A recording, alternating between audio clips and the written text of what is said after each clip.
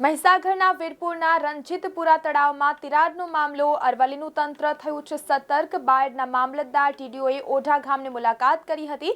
ગામના સરપંચ તેમજ ગ્રામજનો સાથે કરી હતી મુલાકાત। તંત્ર દ્વારા કોઈપણ સ્થિતિને પહોંચી વળવા કવાયત તેજ। તો મહીસાગરના વીરપુરના રણજીતપુરા તળાવમાં તિરાડનો મામલો અરવલ્લીનું તંત્ર સતર્ક થયું છે।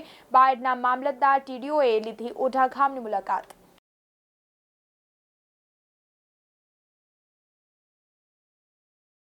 તંત્ર દ્વારા એલર્ટ આપવામાં આવ્યું છે તેને લઈને બેન શું પ્રતિક્રિયા આપની? અત્યારે સાંજે જ્યારે મેસેજ મળ્યા જિલ્લા કંટ્રોલ રૂમથી અને આરએસી સાહેબ અને પ્રાંત અધિકારી સાહેબ તરફથી તરત જ રણજીતપુરા ખરોડ તળાવની આજે મુલાકાત લીધી। ત્યાંથી સામાન્ય અત્યારે તો તિરાડ જ પડી છે એ તળાવમાં, ઓવરફ્લો જેવું લાગી નથી રહ્યું। પરંતુ ઓઢા, આમોદરા છે, પીપોદરા, દક્ષિણેશ્વર અને બાયડ આ તમામ ઇલાકોમાં અસરગ્રસ્ત થવાની સંભાવના છે। જો વરસાદ 3-4 ઇંચ એક ધારો જો પડી જાય તો અસર થાય એમ છે, બાકી સામાન્ય વરસાદ પડશે તો અસર થવાની હાલ સંભાવના નથી। અત્યારે ઓઢા ગામે વિઝિટ લીધી છે।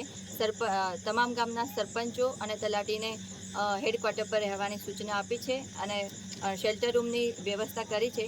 ત્યાં જો જે અસરગ્રસ્ત ઇલાકા છે કે જ્યાં નીચાણવાળા ઇલાકા છે જે પાણી આવવાની સંભાવના છે તે ત્યાંથી તમામ લોકોને શેલ્ટર રૂમમાં કાં તો દૂધ મંડળી કે કોમ્યુનિટી હોલ કે એવા જ્યાં વ્યવસ્થા કરેલી છે તો ત્યાં તાત્કાલિક ખસેડી લેવા માટેની સૂચના આપી દીધી છે। જ્યાં તંત્ર દ્વારા એલર્ટ આપવામાં આવ્યું છે તેને લઈને શું પ્રતિક્રિયા બેન આપની? અત્યારે હાલ રણજીતપુરાનું જે તળાવ છે ત્યાં પેલો પાડો હોય એમાં તિરાડ પડી ગઈ છે થોડી, પણ એનું લેવલ અત્યારે ઘટી ગયું છે। એટલે જો રાત્રે પૂરજોશથી વરસાદ આવે તો પાણી આવવાની શક્યતા છે। એના લઈને ઓઢા, પીપોદરા, દક્ષિણેશ્વર, આબાગામ પછી બાયડ આ બધા ગામોને આપણે અલર્ટ આપેલું છે કે રાત્રે જો પાણીનો પ્રવાહ વધે તો આપણે જે શેલ્ટર હોમની વ્યવસ્થા કરેલી છે ત્યાં શિફ્ટ કરી દેવાના એમ। જે તંત્ર દ્વારા અત્યારે હાલ જે એલર્ટ આપ્યું છે તેને લઈને આપની શું પ્રતિક્રિયા? તંત્ર દ્વારા જે એલર્ટ કરવામાં આપ્યું છે એ સૂચના મુજબ અમે દરેકને જાણ કરી દીધી છે કે નીચાણવાળા વિસ્તારથી આગળ આવી જાય અને હોમ સેન્ટરની વ્યવસ્થા કરી દીધી છે। જરૂર પડે તો ત્યાં ખેંચવી દેવાની તૈયારી રાખી છે।